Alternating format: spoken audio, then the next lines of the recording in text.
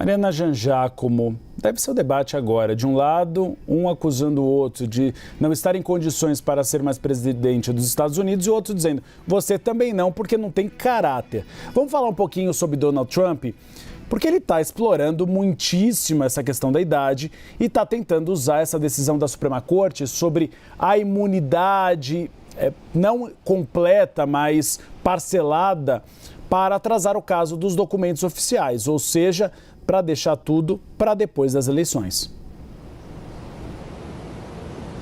Isso, Uribe. Trump tem vivido dias bons na campanha, né? Até por isso ele está quieto, né? Mais quieto do que o comum, pelo menos, porque ele teve essa vitória da Suprema Corte e depois as atenções se voltaram para Biden pelo mau desempenho, né? No debate, os números mostram isso, as intenções de voto para o presidente desceram bastante, né? As pesquisas mostram. Então, Trump tem aproveitado aí os bons dias nessa campanha eleitoral, não necessariamente por mérito dele, né?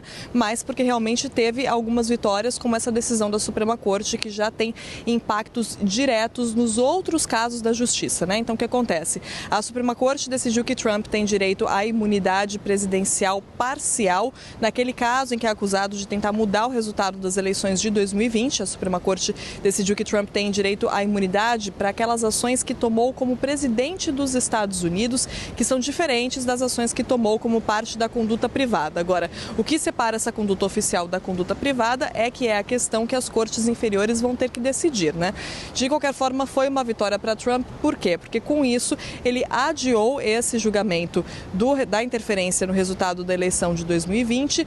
Aqui em Manhattan também, no caso em que foi condenado por tentar esconder os pagamentos pelo silêncio da atriz de filmes pornográficos Stormy Daniels, também teve a sentença adiada, o anúncio da sentença, né? Trump tenta anular esse caso, dizendo que a decisão da Suprema Corte anularia essa história toda, esse processo. Então, enquanto o juiz não decide sobre isso, o anúncio da sentença foi adiado e agora também pede uma pausa nesse caso dos documentos confidenciais do governo encontrados nas propriedades dele, que é um caso na Flórida que, na verdade, está praticamente parado também. O julgamento estava marcado para maio e agora não tem data e deve ficar ainda mais complicado, né, com esse pedido de Donald Trump. Ou seja, muito difícil que ele seja julgado por qualquer outro caso antes da eleição e era exatamente o que ele queria, Uribe.